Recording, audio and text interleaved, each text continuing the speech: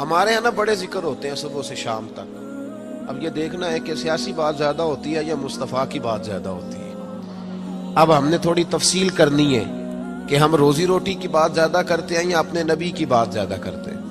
اس لیے کہ امت کا حق ہے کہ کثرت سے نبی پاک کا ذکر کرے، اور اسی ذکر کا ایک پہلو بڑا وہ یہ ہے کہ اپنے محبوب پر کھل کے درود و سلام پڑھے، کھل کے درود و سلام پڑھے. صبح و شام اس کی زبان پر درود کا نغمہ جاری رہے. اور حضور کا یہ حق ہے امت پر کہ امت اپنے نبی کی فرما برداری کرے، امت اپنے رسول کی فرما برداری کرے، اتباع کرے، اطاعت کرے، حضور علیہ السلام کے نقش قدم چلے. اور پھر 5ویں نمبر پر امت کی ذمہ داری ہے کہ امت نبی پاک کے دین کی تبلیغ کرے. دین کی مسواک کرنا سنت ہے نا جی، پتھر کھانا بھی سنت ہے، پتھر کھانا بھی یہ بھی سنت ہے. نبی پاک صلی اللہ تعالی علیہ وآلہ وسلم کی محفل میلاد میں ذکر مصطفیٰ کرنا بھی سنت ہے. اچھا پھر مزے کی بات دیکھیں، اشتہار لگانا جو ہے نا، اشتہار یہ تو بدعت حسنہ ہے. اور دروازہ کھٹکھٹا کے کسی کو محفل کی دعوت دینا، یہ میرے محبوب علیہ السلام کی عین سنت سے ثابت ہے. تو جس کا زیادہ اجر تھا نا اس طرف توجہ ہی نہیں. دروازہ کھٹکھٹا کے کہ بھائی آج محفل ہے، یہ وہ سنت ہے جو میرے محبوب نے طائف جا کے ادا کی تھی. لوگ کہتے ہیں بڑا خرچہ کیا. بھائی کیا خرچہ کیا ہے؟ کہتے ہیں میں 26,000 دے اشتہار چھاپے. بھائی سب سے زیادہ ضروری کام، بہت سارے ایسے بد مذہب ہیں، ان کے بڑے بڑے ایسے مبلغ ہیں جن کا آپ نے کبھی اشتہار نہیں دیکھا ہوگا، مجمع ہزاروں میں، اس لیے کہ وہ ان کا ہر بندہ اشتہار بن جاتا ہے، ہر بندہ. تو یاد رکھیں نبی کریم صلی اللہ علیہ وسلم کا یہ حق ہے کہ امت محبوب کا ذکر کرے، تذکرہ کرے، دین کی تبلیغ کرے. اور حضور کے دشمنوں کے ساتھ بغض رکھنا یہ بھی نبی پاک کا حق ہے. ایسا نہیں ہو سکتا کہ ایک بندہ حضور کی بے ادبی کرے، توہین کرے، محبوب کے نواسوں کو باغی کہے، حضور علیہ الصلوۃ والسلام کے صحابہ کو برا کہے اور ہمارا یار بن جائے. یہ حضور کا حق ہے کہ ہم نبی پاک کے دشمنوں کے ساتھ اپنے دل کے اندر کجی رکھیں، ان سے بچیں. میری باتوں کی سمجھ آ رہی ہے میرے بھائیوں؟ یہ حقوق ہیں جو ہم نے نبی پاک علیہ السلام کے حق ادا کرنے، اور جس سے محبوب کو محبت ہے اس سے محبت کرنا بھی ہماری ذمہ داری ہے. حضرت مجدد الفسانی رحمت اللہ علیہ فرماتے ہیں کہ میں نا گھر میں ختم شریف پڑھتا تھا، اصالہ ثواب کرتا تھا، تو میں بہت سارے صحابہ کا نام لیتا، اہل بیت کا نام لیتا، اصالہ ثواب کرتا، صرف سیدہ عائشہ کا نام نہیں لیتا تھا. کہتے مجھے نبی پاک صلی اللہ علیہ وسلم خواب میں ملے اور سرکار نے فرمایا شیخ احمد تجھے پتہ ہے نا میں اکثر کھانا عائشہ کے دسترخوان پہ کھاتا ہوں، تو اس کا ذکر ہی نہیں کرتا. تو ہر اس شخص سے جس سے محبوب نے محبت کی، ہر اس شخص سے محبت کرنا یہ نبی پاک کے حقوق میں شامل ہے. سب سے پہلی بات یہ کہ امت محبوب پہ ایمان لائے. کس طرح ایمان لائے؟ کہ جو حضور کہہ دے امت سمجھ جائے کہ اسی میں میری بہتری ہے، امت مان جائے آنکھیں بند کر کے. غیر مشروط اطاعت ہے ہی صرف نبی پاک کی، اس میں کوئی شرط نہ لگائے، مانے اور دل سے مانے. یہ نہ کہے کہ یہ کیسے ہو سکتا ہے، مولوی صاحب آپ کہہ تو صحیح رہے پر دنیا بڑی دور چلی گئی ہے، وہ دنیا داری بھی کرنی پڑتی ہے. اس میں گنجائش تلاش نہ کرے. جو حضور کہہ دیں اس پہ ایمان لے آئے، جو نبی پاک فرما دے اس پر ایمان لے آئے. نبی پاک صلی اللہ علیہ وسلم مکے سے ہجرت کر کے مدینے تشریف لا رہے تھے. حضرت ابو بکر صدیق ساتھ تھے.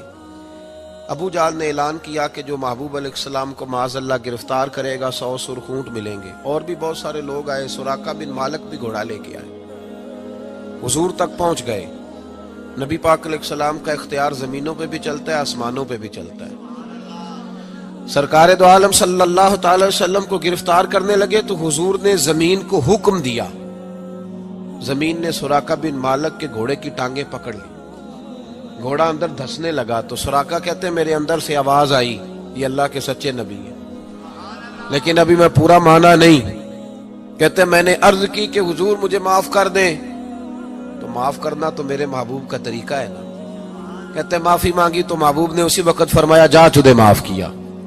سراقہ کہتے ہیں میں نے پھر جرت کی، پھر بڑھنے لگا، پھر زمین نے میرے گھوڑے کو پکڑ لیا، ٹانگیں اندر دھسنے لگی.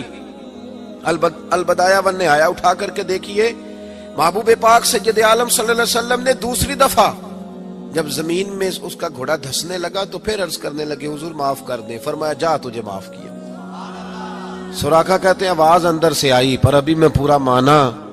आवाज तो हमारे अंदर से भी रोज आती है कि बदल जाना चाहिए, हमें दीन की तरफ आ जाना चाहिए, पर हम भी तजर्बे करते रहते हैं। अल्लाह माशाअल्लाह। कहते हैं 3 दफा ऐसा हुआ, 3 दफा नबी पाक ने माफ किया, फिर मेरे अंदर से आवाज आई कि ये अल्लाह के सच्चे रसूल हैं। जब तीसरी दफा माफ किया तो महबूब मुस्कुराने लगे। एक किसरा का बादशाह था, तवज्जो है मेरी बात पर, किसरा का एक बादशाह था तो हाथों में कंगन पहनता था, मोटे मोटे सोने के कंगन। वो जब बात करता ना तो कंगन हिलते, जिस तरह हमारे हुक्मरानों के बड़े लल्ले तलल्ले नहीं। आपका एक ऐसा वजीर आजम गुजरा है जो दिल्ली से कपड़े खरीदता था और ऑस्ट्रेलिया से सिलवाया करता था। ये गरीब कौम के हुक्मरान। चले खैर, उनकी मैं क्या बात करूं, अब तो पीरों की गाड़ी भी 1.5 करोड़ की आती है, उनकी मैं क्या बात करूं। अब तो लोगों को फकर का दर्स है, दुनिया को कहते हैं फकीर होते जाओ खुद अमीर होते जाते। अब तो यहाँ भी हाल बड़ा इल्ला माशाअल्लाह अजीब है, उस तरफ क्या जाऊं, यहाँ भी रोना बड़ा सख्त है। गरीब सादा तो रो रो के हो गया ताइब, काश इस पीरे मुगा को भी मिल जाती तौबा की तौफीक। और इकबाल ने कहा ये नजराना नहीं, ये सूद है पीराने हरम का, जो लगाया हुआ है टैक्स। आए हो तो क्या लेके आए हो, आमदाम बरसरे मतलब। वो किसरा का बादशाह जो था वो कंगन पहनता था, जब बात करता था तो बजते थे, तो मशहूर बड़े थे कि उसके कंगन है भाई। नबी पाक सल्लल्लाहु ताला अलैहि वसल्लम को जब सुराका आगे बढ़े ना गिरफ्तार करने, तो महबूब ने फरमाया तू मुझे पकड़ने आया है, एक वक्त आएगा किसरा का इलाका फतह होगा, उसके वो कंगन मेरे गुलाम उतार के लाएंगे। और सुराका मैं यहां खड़े होके सालों बाद का वो वाकया देख रहा हूं कि उसके कंगन तेरे हाथों में आएंगे। अब जरा जरा रुक के सोचिए, मक्के से निकले हैं, मदीने अभी पहुंचे नहीं, एक गांव पे भी मुसलमानों की हुकूमत नहीं, मेरे महबूब ने इतनी बड़ी बात कर दी, किसरा का इलाका फतह होगा। हजरत अबू बकर सिद्दीक मुस्कुराने लगे। आमर बिन फहीरा फरमाते मेरा सीना चौड़ा हो गया, भाई तुम्हें क्या हुआ। कहने लगे महबूब ने कह दिया है तो इंशाअल्लाह इलाका फतह हो के रहेगा। साडे नबी दी जुबान साडे वास्ते कुरान, हुजूर ने फरमा दिया लिहाजा होगा, यकीने कामल की दौलत। सुराका मुसलमान हो गए, जमाना गुजर गया, महबूब अलैहिस्सलाम ने विसाले ज़ाहिरी फरमाया, हजरत अबू बकर सिद्दीक का दौर आया, फिर हजरत उमर का जमाना आया। एक मौके पे जंग हो रही थी, साहिब तबकात ने लिखा है जंग हो रही है तो काफिर किला बंद हो गए। बड़े बड़े किले होते थे, आपने देखे होंगे पुराने किले, छोटी ईंट के बने होते थे, लकड़ी का दरवाजा होता था बहुत बड़ा। और दिफाई जंग जब लोग करते थे ना दिफाई महाज पे, तो 2-3 महीने का राशन लेके लोग अंदर बंद हो जाते थे। मेरी बातों की समझ आ रही है मेरे भाइयों को, अंदर बंद हो जाते थे, काफिर किला बंद हो गए। हजरत साद बिन अबी वकास रदी अल्लाह तआला अन्हु की क़यादत में जिहाद हो रहा था। अब काफिर ना बाहर आते हैं, बाहर आए लड़ाई हो तो पता चले ना हारा कौन जीता कौन।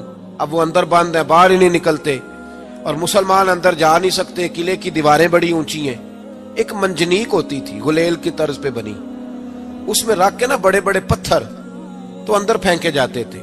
पता है आपको मंजनीक कैसे होती थी, वो 2 बड़े बांस रख के ना ऊपर, तो उसको गुलेल की तर्ज की बनाया जाता था, रस्सी डाल के नीचे उसके पत्थर रख के 2 आदमी पहले यूं दौड़े जाते थे, फिर छोड़ा जाता था तो पत्थर जाके लगता था।